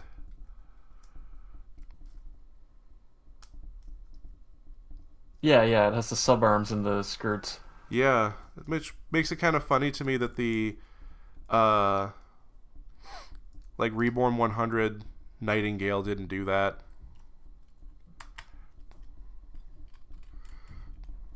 That kit is so odd to me in hindsight, just at how little it actually did. I'm trying to remember if the high grade had sub arms. For the Nightingale? Yeah. Yeah, it does. Okay, I couldn't remember. The high grade has the sub arms, and you can actually open the chest to show the like chest laser. The Reborn 100 couldn't do that either. There's a big shoulder on this boy here, though.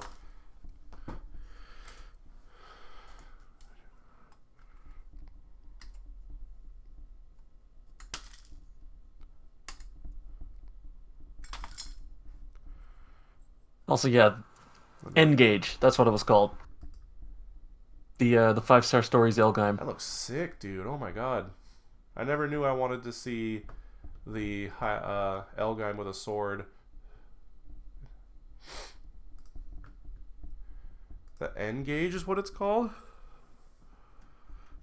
Yeah, and there's 3 versions too. Nice. That's what I posted was the SR1.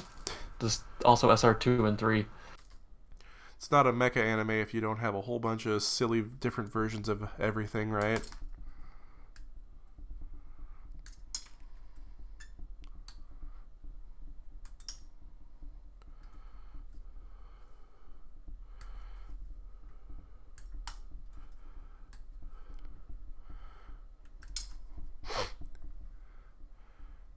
Super curious how that live action Gundam movie is going to end up coming out, though, if it ever comes out. I was about to say it won't. And they committed to a 2026 release date, didn't they? With that weird, very nondescript poster. Because I That guess it poster started came out in like pre-production. 2017. Yeah, I don't know, man. It's not even a new poster. They've swapped directors like 4 times now. I know. Like, that's never a good It's sign. it's not coming out, I don't think.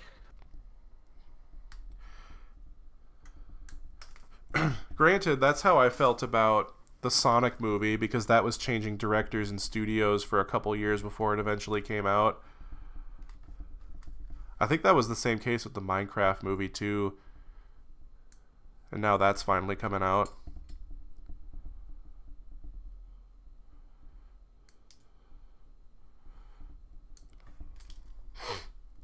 I want to see that movie, but I think I'm just going to wait until it's on streaming to do so.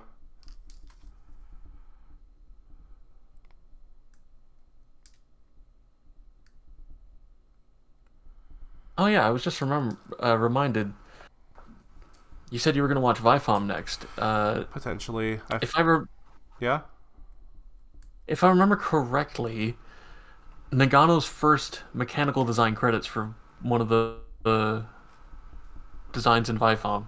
Really? Not the Vifon itself, I assume? No, no. 'Cause that's very one of Okawara.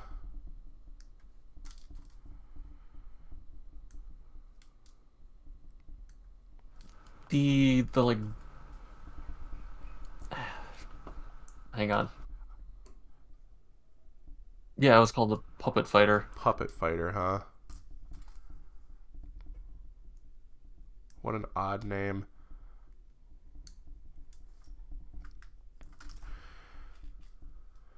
Let's see that. Interesting. Oh, because they have, like, mechanical space suits as well as the full-size mechs in that show, Yeah, don't they? yeah. It's just like power armor, basically. That's So cool. it's like a normal plane-sized. Yeah, I feel like It's you funny don't that see you that a whole can. lot in mecha anime. They usually just go for everybody has the full-size thing. Mm, I think it's funny that with this you can see Nagano's design in it.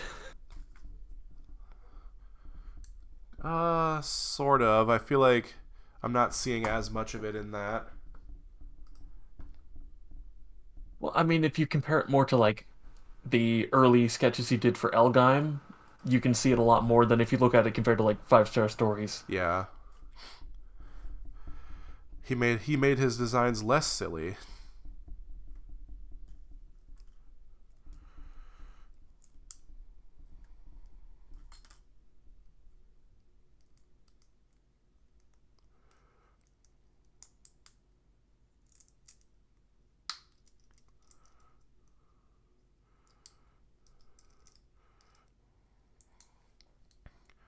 Yeah, this part way more complicated than it has any business being.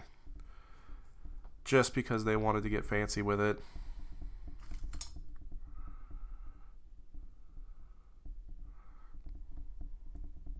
Oh yeah, like the original 3 heavy metals he designed were the L-Gaim, the original Og, and the Bachu. So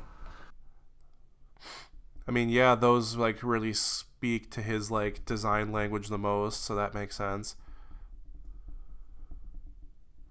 Oh, I put the wrong part in there. That is probably why that is not fitting correctly. We gotta fix that.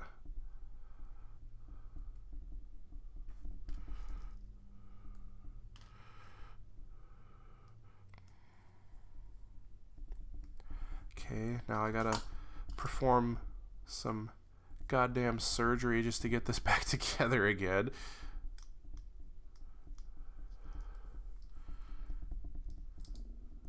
Maybe I should get blue tack. Maybe that would make doing stuff like this a little easier. oh, it would.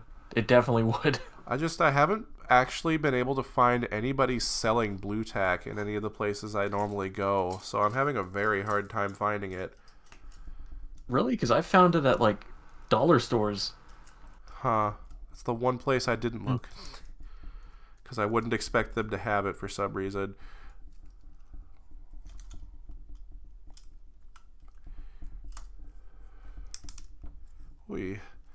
That sucked. And now everything's falling apart.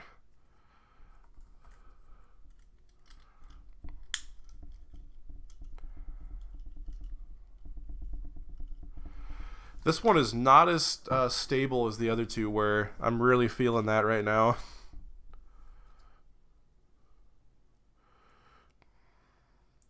Like I said, over-engineered for the time. Yeah, hopefully the bat shoe isn't like this, because I really want that one to be stable. They tried to do a lot with this one, and not all of it worked.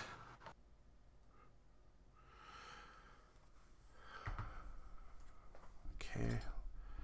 I think I might not be able to make it to the bat shoe in this stream, though. I think once I'm done with this, I'm probably going to have to call it a wrap for the day, so I'm going to work on finishing this real quick and then see what it's looking like when I'm done. Okay, yeah. Like, the arms and the other kits were able to hold themselves together fairly well even without extra help. This one needs the extra help or it is not staying together.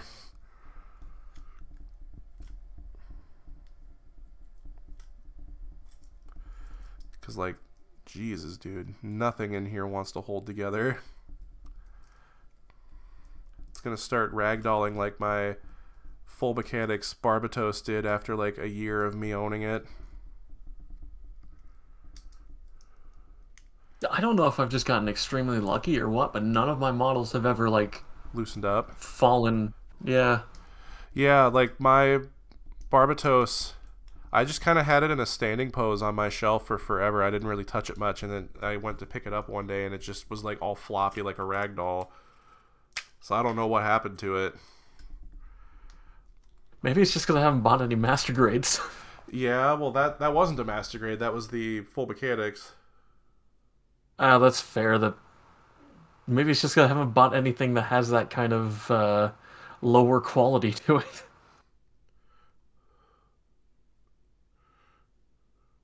Because they were like budget lines. Yeah, and for what Full it's worth, Mechanics that kit is very interestingly engineered for sure, and it has a full inner frame because that's like the IBO thing. It needs stickers on it, where the master grade just had those like metallic gold and silver parts as plastic. But I think it's just its over reliance on poly caps and just how minimal the tabs and joints are, and that make it just not that great, you know.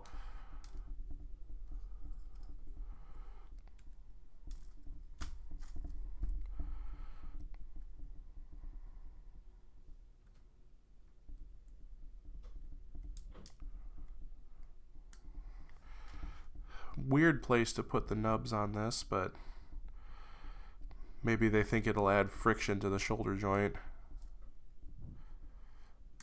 Like you don't normally see nubs on pegs on model kits. Maybe they thought, oh, it'll hide it. I mean, technically it does. Hmm.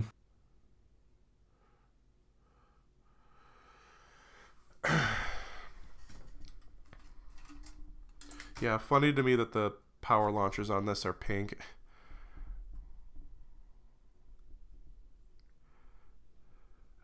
There it is.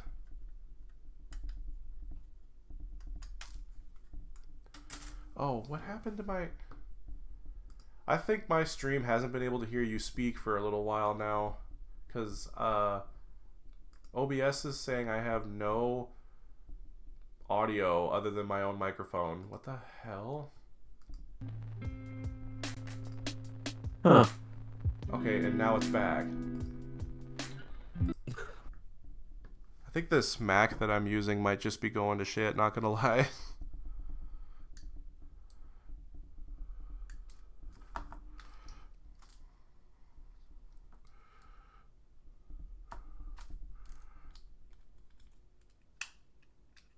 Oh, I forgot.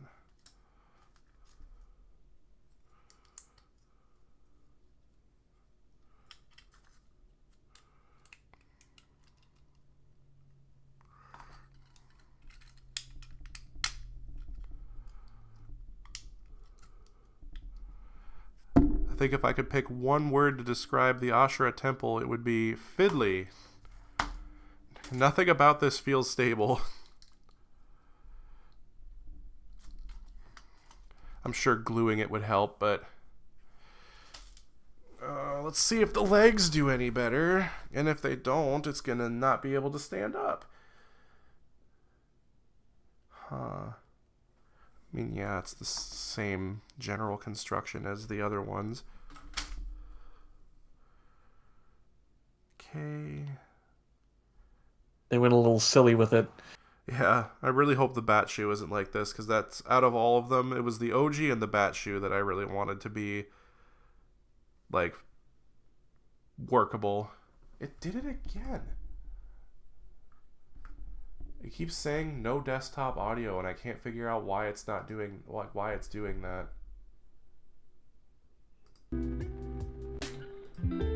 Okay, now it should be there again. 88, 87.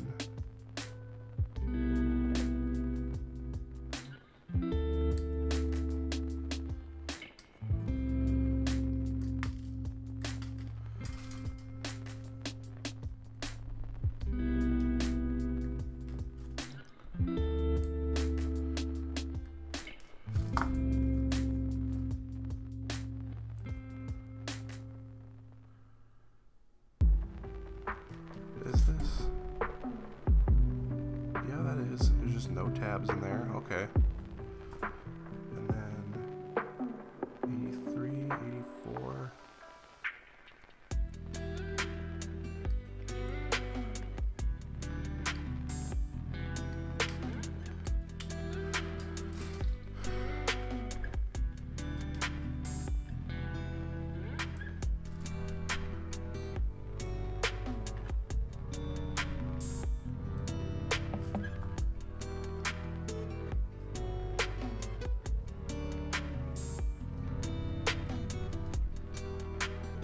I feel like these legs are not going to be stable either, but I've only got the knee joint built, so maybe I could be mistaken. It's lovingly detailed though.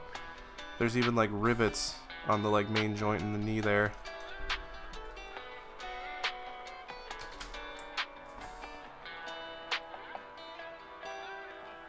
Yeah, it seems like this one is better engineered. It's just really needs glue. Yeah, unlike the other ones, which you can sort of get away with it. Crazy in hindsight just how robust the OG is, though.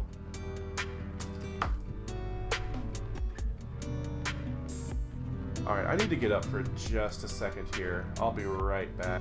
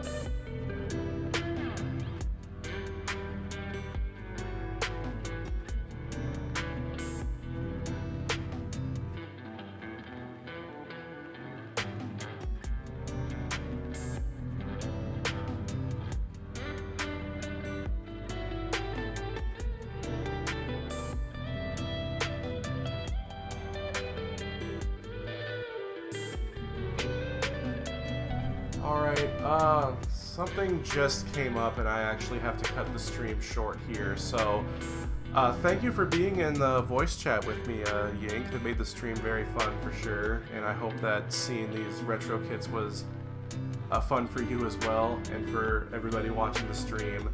I'm not sure when I'll finish the rest of this, maybe next weekend or the weekend after that, but I do want to do it on stream so that everybody can see it. So for now, yeah, got that much of the Ashra Temple done. I'll finish it on stream along with the Bat Shoe a little later here, and the Groon, or the G Rune. So yeah, well, thank you everybody for coming out today, and I hope to see y'all in the next one. Alright, thanks for having me on. Yeah. I'll try and make it for the next stream.